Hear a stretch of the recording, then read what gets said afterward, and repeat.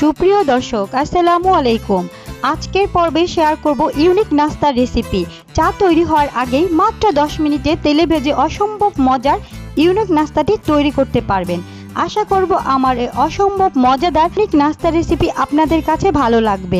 প্রথমে একটি মিক্সিং বোলে নিয়ে নেব 1 কাপ পরিমাণ কুসুম গরম দুধ, সাথে দিয়ে দেব 1 চামচ ইস্ট এবং সাথে দিয়ে দেব হাফ চামচেরও কম লবণ।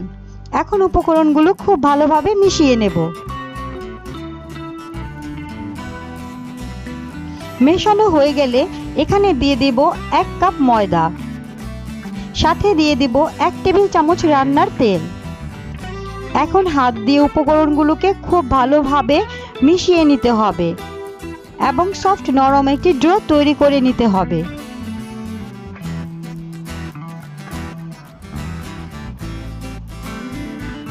এই পর্যায়ে আমার ডোটা তৈরি হয়ে গেছে। এখন হাতে নিয়ে একটু রুটি শেপ দিয়ে দিতে হবে।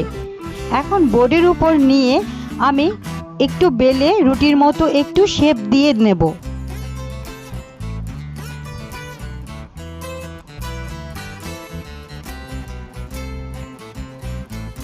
এখন একটি পিৎজা কাটার দিয়ে আমি সাইডের যে অংশগুলো সেগুলো সমান করে কেটে নেব। এখন আমি নাস্তাগুলো শেপ দিয়ে নিচ্ছি।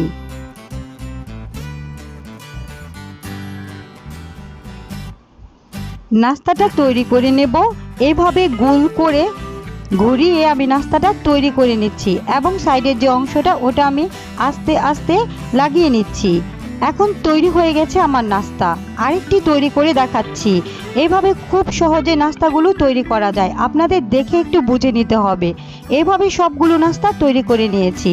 এখন চলে যাচ্ছি চুলায়। চুলায় আমি আগে থেকেই তেল গরম করে নিয়েছি। এখন একে একে সবগুলো নাস্তা দিয়ে দেব। 2-3 মিনিট ভেজে নেওয়ার পর নাস্তাগুলোকে উল্টে দেব।